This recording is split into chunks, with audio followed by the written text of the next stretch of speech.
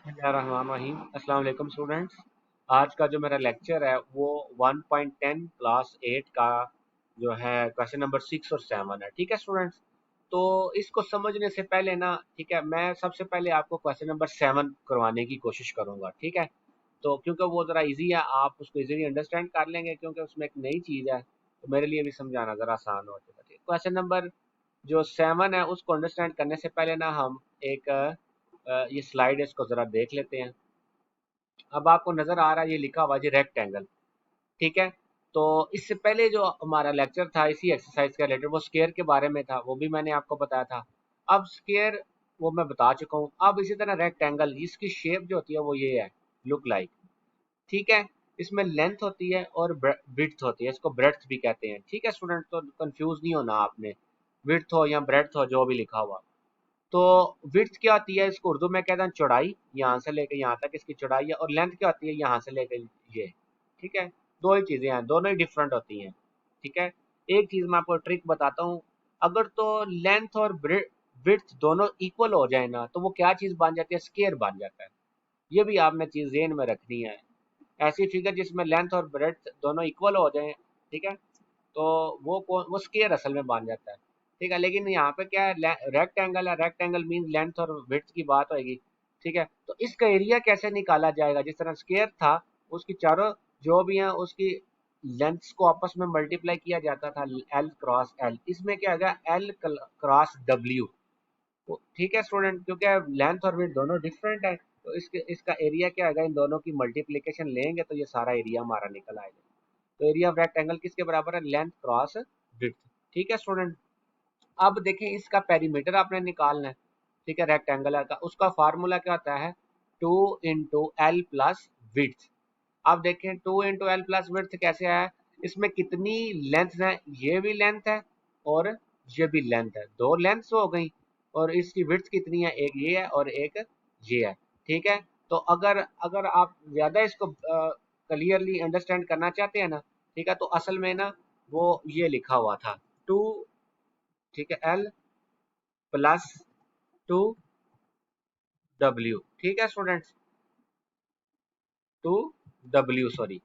तो अब देखिए इन दोनों में क्या चीज कॉमन आ रही है, टू। तो टू अगर कॉमन निकालेंगे ना, ठीक है, तो ये ऊपर वाली शेप बन जाएगी, ये वाली। ठीक है स्टूडेंट, तो बेसिकली ये पेरीमीटर होता है, जिसमें पेरीमीटर क्या होता है, जितनी उसमें साइड्स होती है ना, ठीक है, उनकी कलेक्शन, उनका सम, तो वो पेरीमीटर होता है। यहाँ तक क्लियर है, ये मेरा सारा इसी पे टाइम लग गया। बार हम अपने क्वेश्चन की तरफ मूव करते हैं स्टूडेंट्स।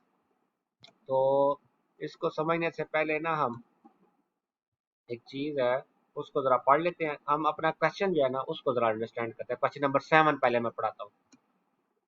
हाँ जी, कह रहा था एरिया ऑफ रेक्टेंगुलर फील्ड, जो रेक्टेंगुलर फील्ड था, जो रेक्टेंगल है, उसका एरिया अब गिवन ये है। तो it's length is 3 times as long as its width. उसकी जो लेंथ है ना, ठीक है, जो भी उसके वो 3 गुना है उसकी विड्थ के। ठीक है, वो भी मैं बताता हूँ क्या है। और हमने मालूम क्या करना है, पेरीमीटर। आपने पेरीमीटर मालूम करना है, जैसे जो आप एट द एंड में बता रहा हूँ, 2 × L + W। ठीक है स्टूडेंट, बात समझ आ गई है। गिवन क्या है हमारे पास, एक तो एरिया है, ठीक है, और दूसरी क्या चीज गिवन है, उसकी लेंथ है। क्या है वो, क्या कह रहे हैं, लेंथ किसके बराबर है, 3 टाइम्स इट्स विड्थ। तो ये दो चीजें हमें पता है। फाइंड हमने क्या करना है, पेरीमीटर। ठीक है, ये वाला।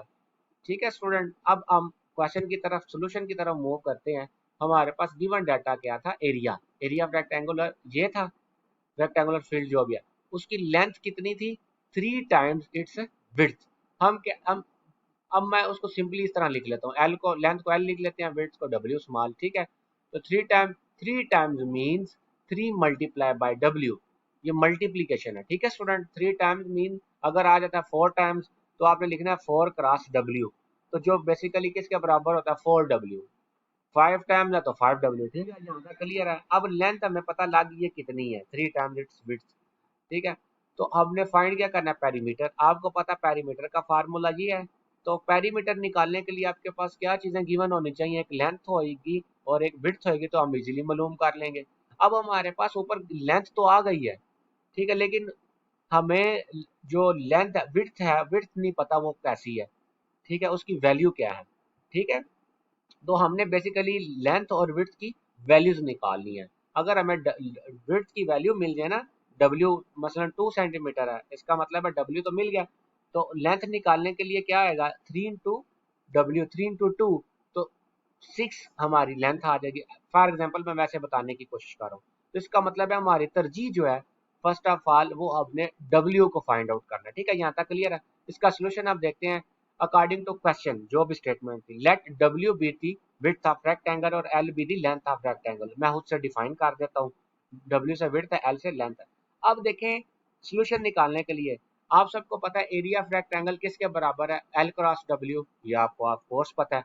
अब ऊपर जो था ये एरिया ऑफ रेक्टेंगुलर फील्ड या जो भी rectangle, area of rectangular field वो क्या है, वो ये है। ठीक है, अब हमने देखें ये दो इक्वेशन यानी कि लेफ्ट साइड आपस में इक्वल हैं, इसका नाम इक्वेशन 1 है इक्वेशन 2। मैं इनको कंपेयर करूं बोथ को, ये क्यों करने लगा, उसकी अपना सोल्यूशन निकालने के लिए। ठीक है, तो इनकी लेफ्ट साइड इक्वल है, तो देखें अगर लेफ्ट साइड इक्वल है इनकी जो राइट साइड है इनको भी हम इक्वल लिख सकते हैं। तो L cross W, L cross W वो इस ये राइट साइड हैं, दोनों आपस में इक्वल हो जाएंगे, ये देखें हम ये दोनों। ठीक है, अब देखें हमें पता है एल कितना है 3W, तो वो एल की जगह पे आ गया, इनको मल्टीप्लाई करेंगे 3W स्क्वायर हो जाएगा। ठीक है, 3 तरह का डिवाइड हो गया, तो ये आ गया ये आंसर। ठीक है, 3364 मीटर स्क्वायर। अब हमें तो W चाहिए, टेकिंग के रूट लेंगे दोनों तरफ, तो हमारे पास W क्या आ गया 58 मीटर। यहाँ तक क्लियर है स्टूडेंट। अब देखें W तो आ गया, लेंथ हमें क्या गिवन थी, लेंथ क्या थी 3 टाइम्स इट्स विड्थ। इसका मतलब है लेंथ निकालने के लिए हम क्या करेंगे, W जो है 3 के साथ मल्टीप्लाई हो रहा है और W की वैल्यू 58 है, इसको मल्टीप्लाई करेंगे 3 से तो लेंथ भी निकल आएगी। यहाँ तक क्लियर है स्टूडेंट। अब पेरीमीटर चाहिए। ठीक है, तो पेरीमीटर जो है